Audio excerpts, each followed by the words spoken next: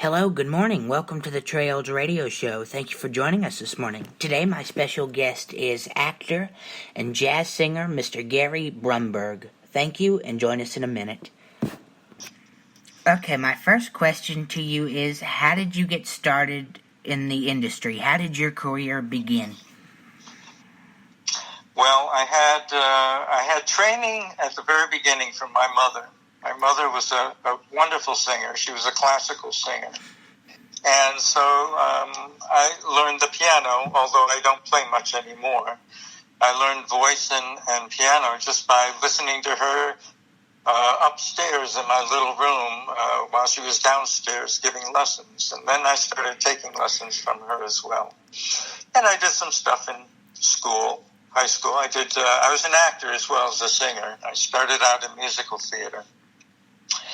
And when I graduated from high school, I wanted to pursue acting and singing right away. But my mother kind of discouraged that. She said, you need to get a real job.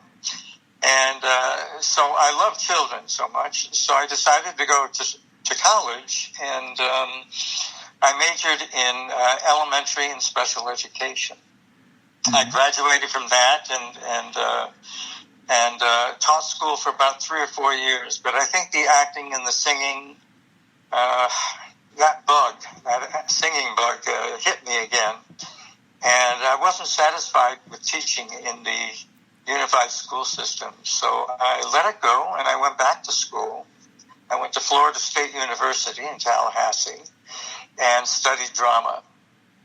And I was there for about 2 or 3 years. It was my second degree, obviously.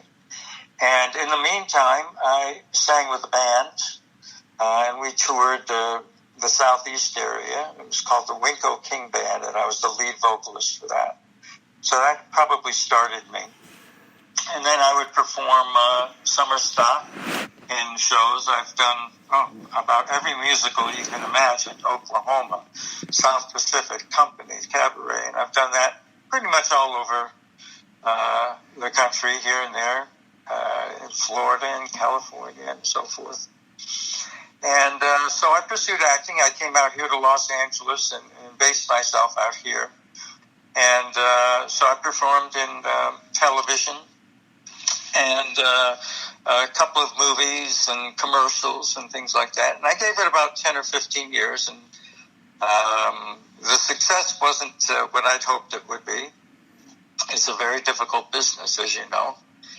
And so I decided to get a real job for a while, and I worked for the County of Los Angeles. In between, I would get jobs, in commercials and things like that if they came about, but I wasn't pursuing it directly.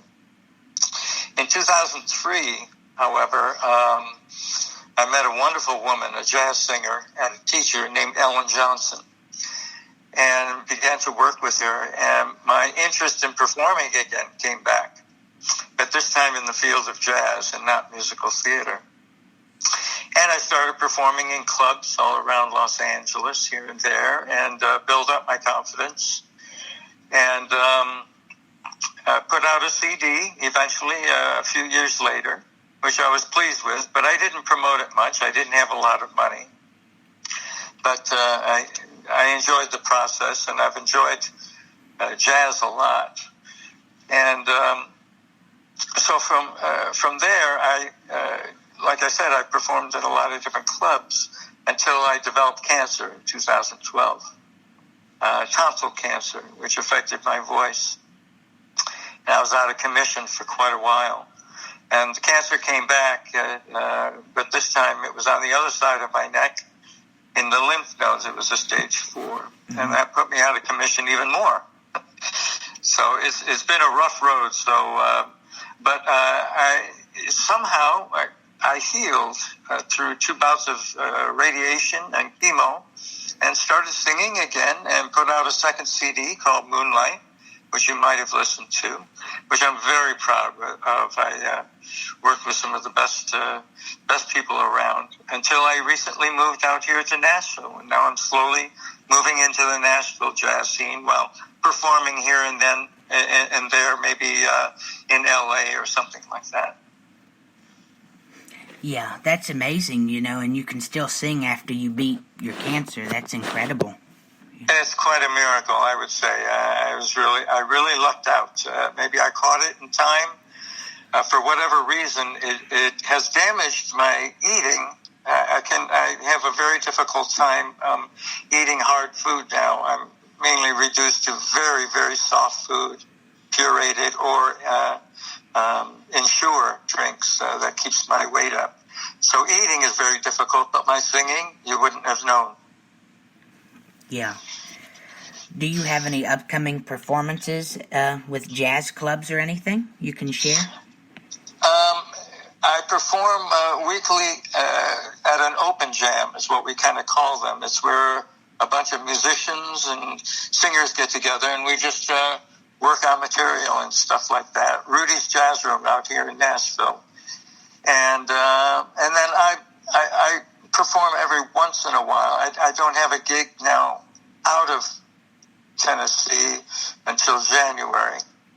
But moving here, I've been focusing, too, on my home life here and getting the house together. And that's been quite an arduous task. But I usually perform, I have a Beatles show. It's called Beatles Jazz. The early years, 1963, 66. It's when the Beatles were at their prime. Beatlemania kind of took over. And I've taken a lot of their songs and put jazz spins on them. And I will be doing a show in a couple of months in Nashville. But the dates haven't been set yet. Okay, well, it's good to keep busy, And I love jazz. Absolutely is. Jazz is a great I'm glad you do. And for that reason, I guess you called me. But that's great. I want the younger generations to appreciate the art of jazz. We're usually left a little bit to the side, where it comes to country music and to rap and rock and roll. Jazz is an art unto itself, and I hate to see it overlooked. So I'm glad that you enjoy jazz. Oh, yeah. I'm from Louisiana, so it's more of the Cajun jazz, where I was raised. Absolutely. But, yeah, jazz is incredible. It's a soothing music, and it's much more real music than today, Well, I think what I like mostly about jazz and why I moved from musical theater to jazz is the freeness, the improvisation. I never sing the same song the same way twice. I never know what's going to happen. My musicians can make me feel a different feeling at the drop of a hat, and I'll go for it. I'm very impulsive when I sing. I'm very spontaneous. And that's what I love about jazz. A quarter note isn't a quarter note, and a half note isn't a half note when you sing. You can back phrase or you can do whatever you want with a song and just personalize it so much more than when you have to sing a song the way that the composer has set it up. I've always kind of bucked that system, even when I was doing musical theater. So that's why I love jazz, and I think that's why I kind of got back into singing and performing live again. Yeah. Yeah, performing live, that's incredible, because the audience, their reaction is very important, very special. Yeah, I'm not much of a background singer, singing in a hotel where you're just kind of part of the atmosphere and everybody's chatting. And I do like to have an audience and having them listen. And so I don't perform live as much. But when I do, I usually set it up so that it is set up as a performance as opposed to just being filler. Yeah. My next question to you is, what do you find is the most challenging part being a jazz singer and an actor? That's easy. Finding work. Like I said, jazz is, I call it the tennis of sports. It's just kind of down the line, and now with DJs and synthesized music and everything, live performances aren't in as much demand.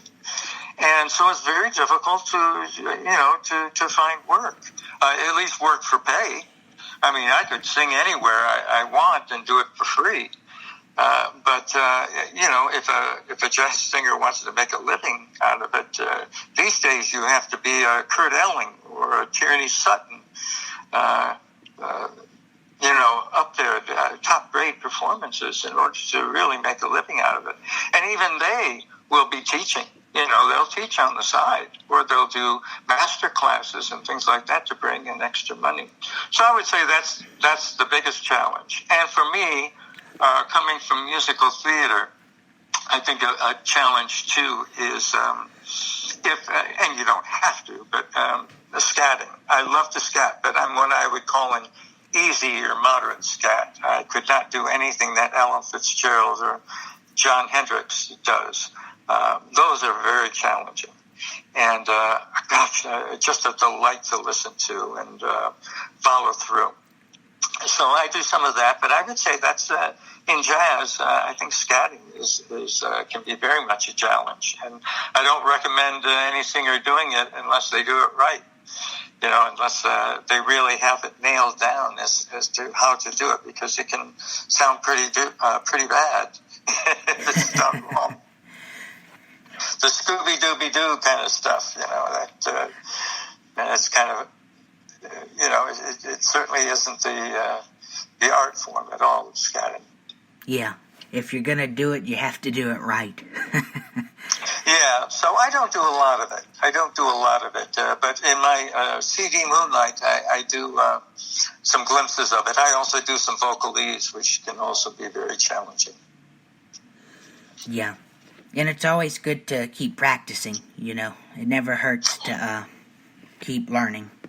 Well, that's why I do the open jazz. Not only am I new to Nashville, but I get to experience every week other singers and other musicians that I want to work with, or just to keep the pipes going, and from them not being too rusty. If you don't perform all that much, and I haven't performed all that much because of the cancer and so forth, and now I'm moving up in years, so I'm also 30 miles away from Nashville, so it takes a while to get up there to do things. So it's not really here. I have to travel to jazz as opposed to jazz being right here in the city that I live, which is Gallatin. A wonderful city, but there's not much jazz here at all. Yeah. Yeah, it seems a lot these days, the bigger cities, they hold the much more jazz performances and stuff, and yeah, I mean, a singer can find a lot more work in Los Angeles or New York or Chicago or, Louisiana, depending. Or, in here, you've got Beale Street in Memphis, Tennessee, and then Nashville is the city of music, and, but again, jazz is a little bit more limited. So, yes, you can find a lot more work. I had a lot more work in Los Angeles than I have in Nashville since I moved. Yeah. But it's always good to keep, if you enjoy doing it and have the passion for it, you won't give up. That's the most important. Well, as you get older and find that the things that you can do